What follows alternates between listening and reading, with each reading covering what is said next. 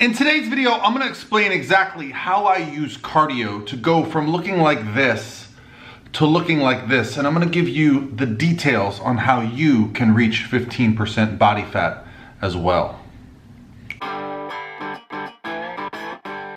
Hey guys, what's going on? This is Paul Rebello from ProPhysique.com and I'm live here at the ProPhysique studio, and I'm going to talk to you guys today about today's question that I got from right here on my Instagram direct message. So I'm going to read the question, but if you guys have questions you'd like to send me, please go to my Instagram, send me the questions, and what I like to do is answer them for you and give you as much feedback as I can so you can help you guys reach your fitness goals.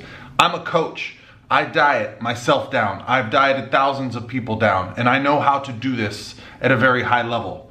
But there isn't only one way to do it, and I think that's a big part of the problem. Now, if you like this type of information around building muscle, losing body fat, being fit, reaching your physique goals, hit subscribe. It's really what I love to do here. So here's the question, guys. I'm 27% body fat, 185 pounds, and been doing 3 days full week body resistance training for 6 weeks. I have a little muscle definition and a little growth, but I'm looking to get down to 14 to 15% body fat in a healthy range. I have a kidney problem, can't eat a lot of protein. The doctor says to keep protein at 0.5 to 0.6 max protein per pound of body weight. Is it okay to follow a low protein, high carb, moderate fat diet? And how much cardio should I be doing to get down to the 15% body fat range? Well, first of all, when a doctor tells you something like don't eat more protein than the amount he said, don't ask somebody on YouTube for fitness advice. Listen to your doctor, okay? Yes, doctors have a job to do. Their job is to keep you safe. So you should never go against the doctor's advice. You can always get a second opinion, but it shouldn't be from a guy on YouTube, okay? I work with healthy people and I focus on staying in my lane. So let's talk about your other goal, and that is getting down to 15% from, let's say, 27% body fat. Clearly there's a significant amount of body fat to lose there. Do not be in a rush to reach this goal, okay? I think that's where most people run into a problem. They see where they want to get. They can see the finish line and they just want to get there in a hurry. And they don't actually take the time to do things in a manner that allows them to, once they reach that point, actually maintain it. But let's talk about cardio, the issue of cardio. For many people, cardio is a bad word, myself included. When I was growing up, you either were building muscle and lifting weights, or you were doing cardio and probably losing muscle. But I can tell you this right now, cardio does not mean you're not building muscle, okay? Cardiovascular exercise by definition is any rhythmic activity that increases your resting heart rate. Well, let's see, what could we do to increase our resting heart rate? You could have sex, you can go for a walk. That's cardio. Doesn't sound so scary, but when most of us think of cardio, we think, okay, we gotta run down at the track and run a mile, we gotta run some sprints, we're gonna get on some devilish device and really try to grind it out and break a sweat. But what's really allowed me to get through to a lot of people, and I've helped, obviously thousands of people through my YouTube channel, my Transformation Challenge, and my coaching services, is that we don't look at everybody the same. We don't treat everybody the same. We look at your individual setup, your lifestyle, your goals, and we find a way that works best for you. So, how much cardio is it going to take for you to reach your goal of 15% body fat? Well, it could be as much as 2-3 hours a day, or it could be as little as none. It all depends on other factors, such as how are you handling your diet? This is really where most people fall apart. Understanding to be accountable for how many calories you're taking in a day, and also what types of calories, what types of foods, macronutrient ratios, is really going to be the driving force behind a lot of things. And for most people, they just say they eat healthy or they eat a 1,200 calorie diet, but they don't actually track it. They're not actually accountable. And when they go off plan, they go way off the freaking plan, so that the only thing that keeps them stable is by going back on the restrictive approach. Now, this video, I'm going to talk specifically about cardio, and we're going to get into the details of how we set up cardio, how I set it up for myself, for my clients. But when it comes to diet, if you have questions about that, I'll link a video below on how to create a caloric deficit. I also have a free guide, multiple free guides at ProPhysique.com on training and nutrition, cardio, flexible dieting, the philosophy that we use around dieting, where we are paying attention to our macronutrient ratios as a primary focus and making sure that we're staying within our calorie ranges for the day to reach that caloric deficit. How much cardio do we need to use? Let's start with this. We need a baseline, okay? How much cardio are you doing now? And I know most people are gonna say like, oh, I go to the gym and I do 15 minutes, but that's not the only cardio I consider. Are you a parent? Do you work on your feet? Any type of movement you take throughout the day can be considered activity which burns calories. Cardio is not some magic thing that allows us to lose body fat just because we do it. No, if we're not actually paying attention to our caloric intake, cardio might be a waste of time. You might just be doing the type of cardio that makes you hungrier. Did you see my video the other day on high intensity cardio and the research that shows when people do high intensity cardio, or basically bouts of all out intervals of sprinting, they actually overeat their caloric needs following that cardio session. So if you're not really paying close attention to how much you're eating, the type of cardio you're doing can actually set you back.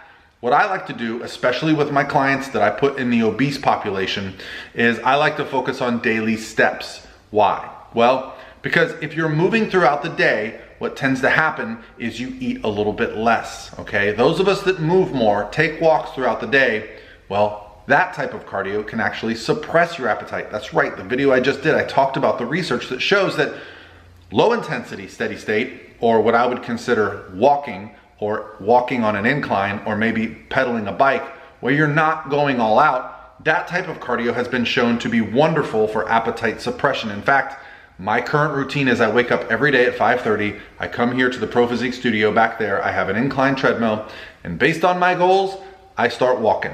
And I've done cardio before most people have even gotten up during the day. Now, is fasted cardio going to be the magic solution for weight loss? No. The only real reason I do my cardio fasted is that it's so early in the morning, I just don't have an appetite. I've also found if I force feed myself at 5:30 in the morning and then go do cardio, my appetite is actually increased throughout the day. That can be a benefit if your goal is to be able to eat more food and you're focusing on performance and you need to get more calories in. So don't always look at things as binary, right or wrong. I like to use my morning cardio as a way to start my day, get my focus on my diet, my training, and it just keeps me in a really good place mentally because I tend to be pretty sedentary. Most of us these days, well, maybe not now since the pandemic, but most of us would get up, go to work, sit at our desk, drive home, and so forth. So you're not really that active. Now, if you live in a place where you're getting out and walking, wonderful. But if you want to be able to lose weight, you still need to be accountable for that walking. So how many steps are you taking in a day? Are you taking 5,000 steps in a day? Well, maybe all you need to do to get this process started is simply add in 5,000 more steps, but keep your calories at a baseline, okay? You have a couple tools at your disposal for creating caloric deficit. Obviously the diet, calories, any type of activity, cardio, movement, even these hand gestures are burning calories. And oftentimes what I find with people when I put them on a plan where we restrict calories and we add cardio is they just trade off their cardio for their hand movements, for their activities they were doing throughout the day. They save their energy for their cardio sessions and then they wonder why they're not losing weight. You have to look at the big picture. You have to pay attention to every single thing. So if I told you you could simply go for a couple walks a day and reach your goal, does that sound like something that would be more interesting to you than going to a gym and doing cardio? I think yes, but most of us don't consider walking cardio. Why? Well, we can go outside. It's also good for our mental health. Don't just think of things in terms of your physical health, your diet, your training, your cardio. These things can also be a benefit to what goes on between your ears. When things are good between your ears, it's going to set you up to be a better friend, better husband, better wife.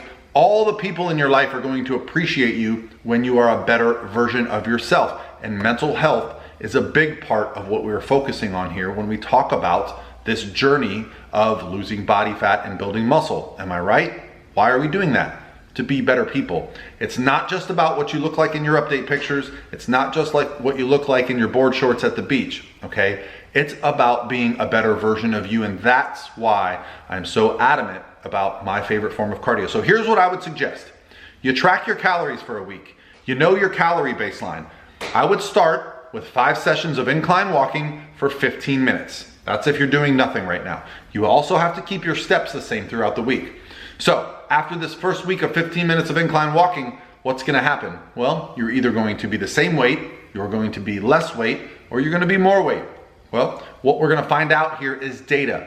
I like to remove variables. When we're looking at coaching and looking at how we make progress, we have to remove all the variables. This is why tracking calories, this is why tracking steps, this is why tracking our cardio. This allows us to just have some information from which we can make some adjustments. So why do I like 5 sessions of incline walking at 15 minutes? Well, you're gonna be surprised. If you're doing no cardio, 15 minutes on an incline treadmill is actually quite taxing. I know it has been for me in the past when I've gone from doing no cardio to doing some cardio. Now, I've used cardio in the past, including just incline walking in 2018 to get to this point. I'll put a video on here where I'm, really shredded. And all I did was I bought a treadmill for my house. I walked in my neighborhood. I walked on my treadmill when it got too hot or if it was too rainy, but I literally just walked the weight off. But I was also paying attention to all those other variables.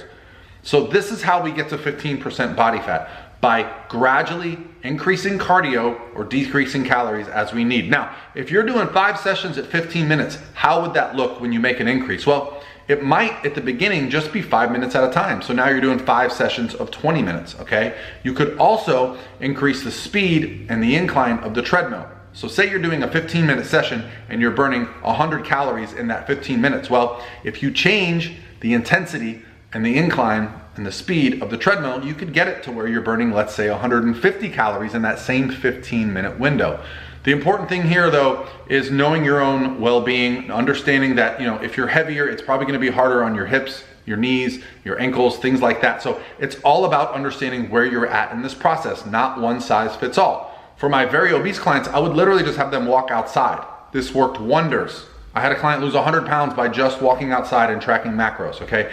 That is one way to get this done. The incline treadmill for me allows me at a higher fitness level, someone who is a bodybuilder, stays pretty lean year round, walking outside for me would be not enough to reach my goals. The incline treadmill, however, I can really get on there and I can burn as much as 500-600 calories in a single hour if that's what my goal is to really burn some calories. Now, is the machine accurate? I don't care. I'm not worried about is the machine accurate because I'm not actually trying to track how many calories I burn throughout the day versus how many I eat.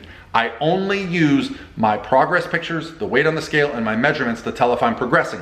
If I'm progressing, I know I'm in a deficit. The reason I like to use the numbers on the cardio equipment is for consistency, right? If I want to burn more calories in the same session and I'm on the same device, I know that if I bump up the speed in the incline, well, I'm therefore going to be burning more calories in the same amount of time. Okay, so it all comes down to your individual situation.